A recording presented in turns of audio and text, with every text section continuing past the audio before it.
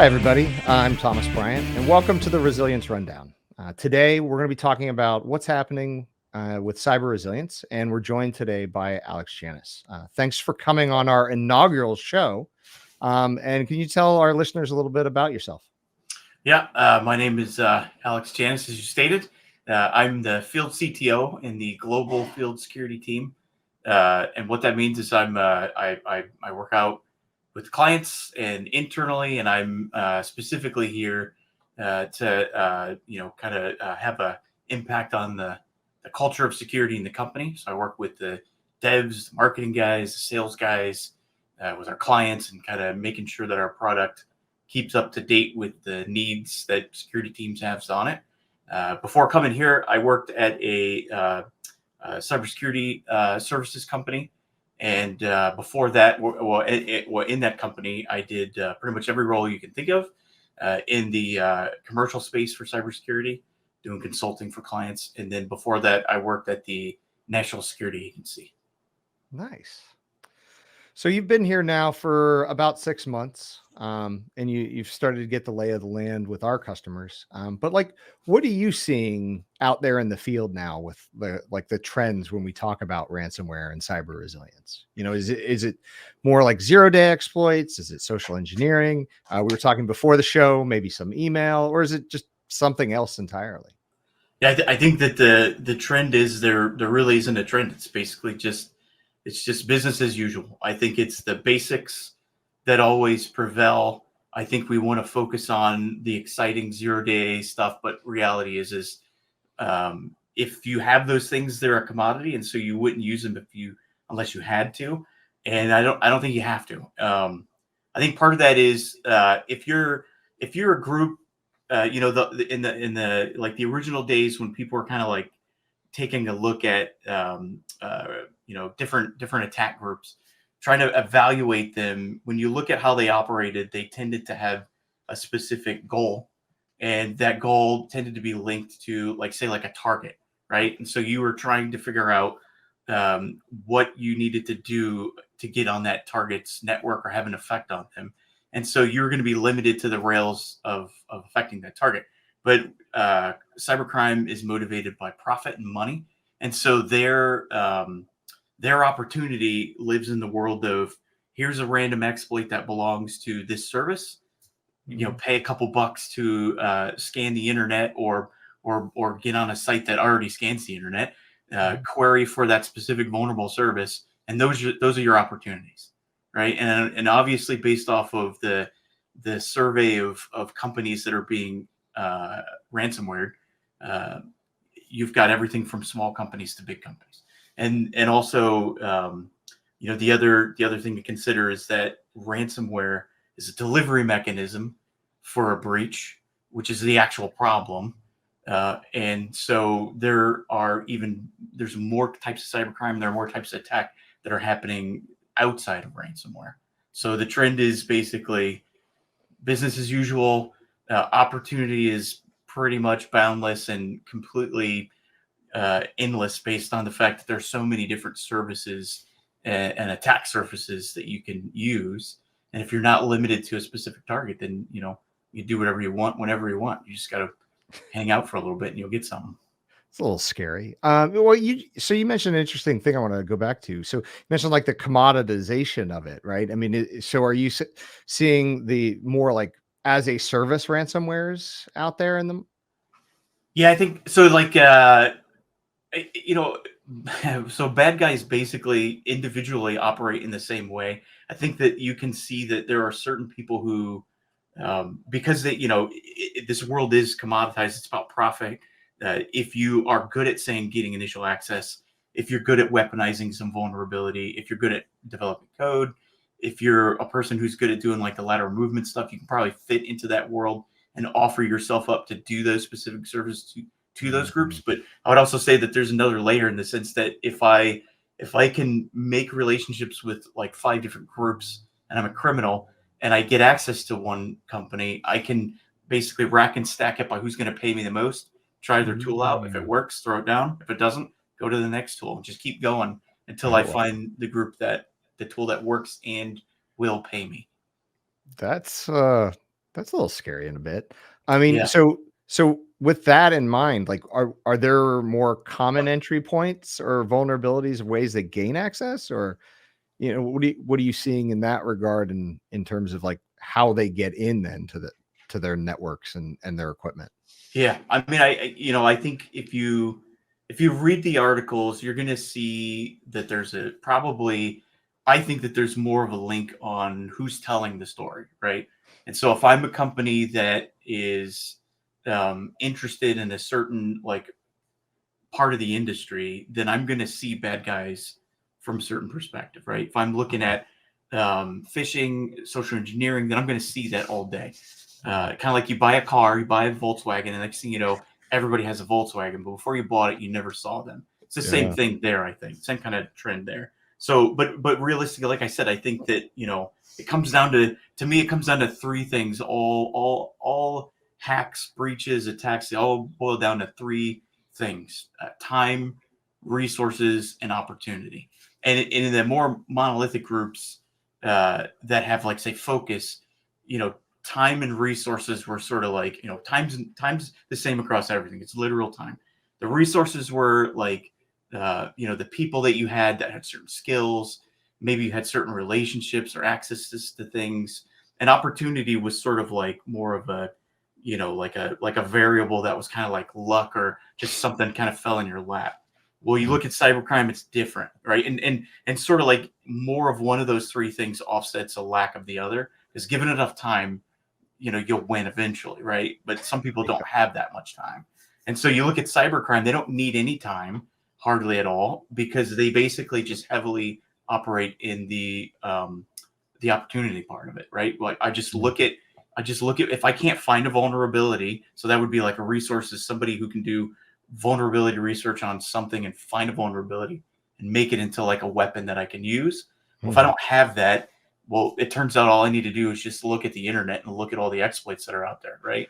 And when Yeah. one pops up, either search for or make a relationship with someone who can weaponize it, or go on GitHub and find somebody's example code, or take the example code that comes in a lot of CVE postings and figure out like how to make that real instead of the little pop in the CalC thing and make it run my thing. And so there's your offsets there, right? Like you're heavy Mm. in the opportunity.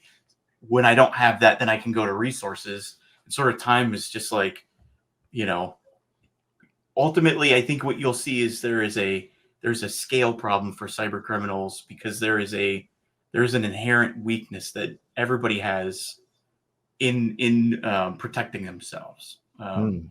The defensive side, the story is you have to be right every time, and attackers have to be right once, right? And so Yeah.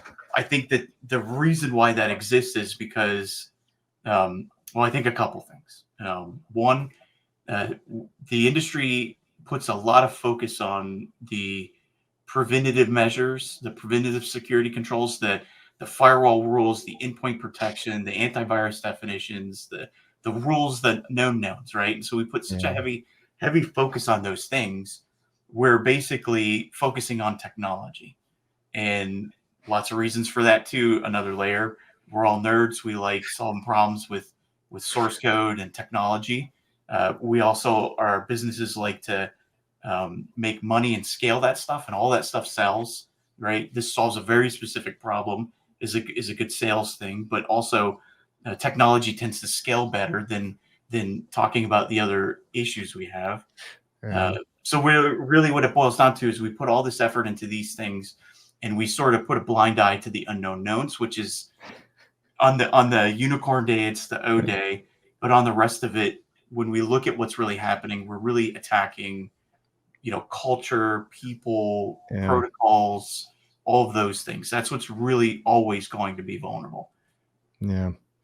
I mean, well, I mean, you see it even in the most recent attacks, right? That large chain in Las Vegas that was struck, and it sounds like a lot of that was more on the people. But so, would you say that there is no norm when it comes to like specific families or strains of like ransomware? It's really just kind of, it really is just the opportunity at the end of the day. Like, what can you find out there? Yeah, I mean, I think there's always going to be, it goes both ways, right? So in the groups that are very like static, uh, ultimately there will be a thing that they do because people have tendencies, right? So Yeah. if you're a closed loop group and you do something a certain way, you'll do it that way. I would say that if you're looking for those groups, there's probably what I would call like a campaign that they'll do a certain way, and then there'll Mm. be another campaign that they do a different way, and you can link that to possibilities of like being like A team versus B team. But Mm. you can also look at it at like risk and opportunity there as well, where you would say the risk is high, but the reward is worth it, so maybe I wouldn't use Mm. something that's important to me, but I would say smash and grab or live off the land or, one of those Yeah. fancy words that describes like a style of attack, right? Or attacker. Yeah. And so you could do those things. But I think that so yeah, so the answer is IOCs and TTPs, the things that we use as fingerprints or indicators of compromise, are still valuable, but we can't live and die by those things. And ultimately, when it comes down to it, the game and the personalities involved are, I'm an attacker and I do a thing, and you're a defender and you see it and then you defend against it. I'm a persistent attacker. I don't like that, so I'm going to counter your thing, and then maybe you counter that, or maybe you just don't notice and I get bored or run out Mm. the use of it and then come up with a new thing or Mm. whatever. So but ultimately what you have is you have like one group of people who's supposed to look for forever, and you've got another group of people who are super persistent and don't like failing at doing stuff, and so they're gonna be curious about why is this not working, how did it catch me, and they're gonna want to make Yeah. a thing to go past that. Okay. I mean, so that actually leads to kind of another area I wanted to get your insight on is AI is the buzzword, right? We hear about AI everywhere and in the news every day. But as these attackers are doing these things, like you say, and they're learning what works, what doesn't, are threat actors now starting to take advantage of AI in what they're trying to do with attacking and how they're trying to persist into organizations? I mean, I think that it's only obvious that you would, because again, an attacker is just like any tech person that, if I can use something, I totally would use it. Yeah. I mean, I use AI all the time to answer a lot of problems that I need that I don't know the answer to, or I just ultimately, like, let's face it, like a lot of things like search engines suck, and so AI is like the ultimate search engine a lot of Right. times. You know, the thing is more often than not, I don't think they need to. But if it was needed or if it was fun, I'm sure they're gonna use it, right? I don't think they're using it right now because they have to.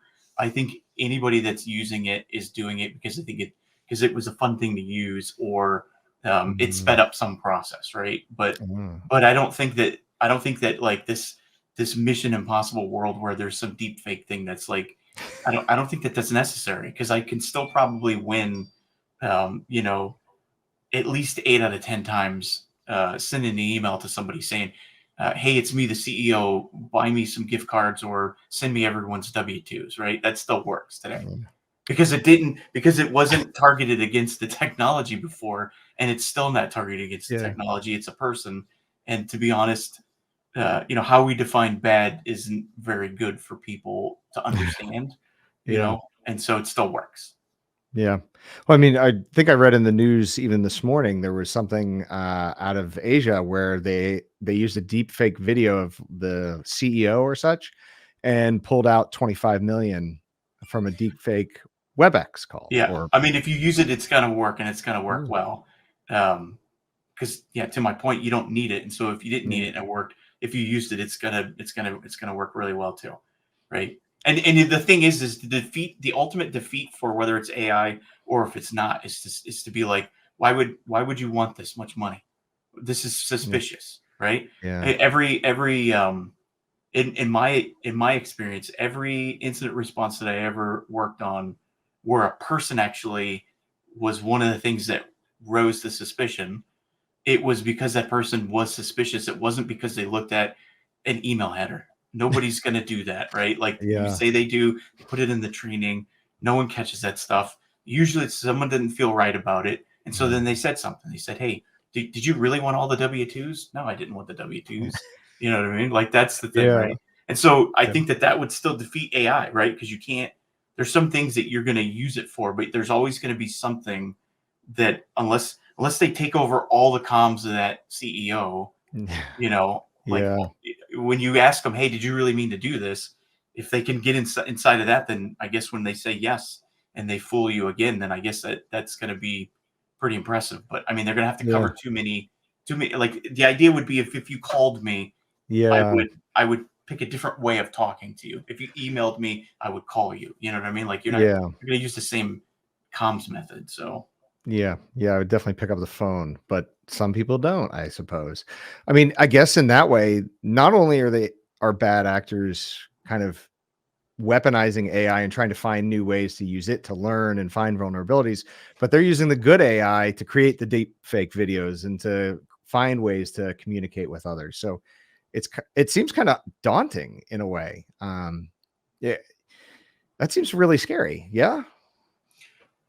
well, yeah, yeah. I mean, it's a you know, it's making life a little bit harder for everybody. Just like any exploit does, it ultimately attacks your convenience. You know, you thought that you had one simple way to interface with something or a person, and then this attack basically turned that upside down, right? And so Yeah. you originally thought that you could just log on to a website and that was good enough, and then people decided to breach a whole bunch of different places, and every place you reuse that password, poof, you were, now they could reuse your password and Yeah. exploit you. And then you thought, okay, well, I have a good strong password, and then somebody was stealing your token or your cookie or whatever. And Yeah. so then you thought you could do MFA, and then the same thing happened. And so, ultimately, all these attacks are attacks against um, our convenience to do a thing a certain way.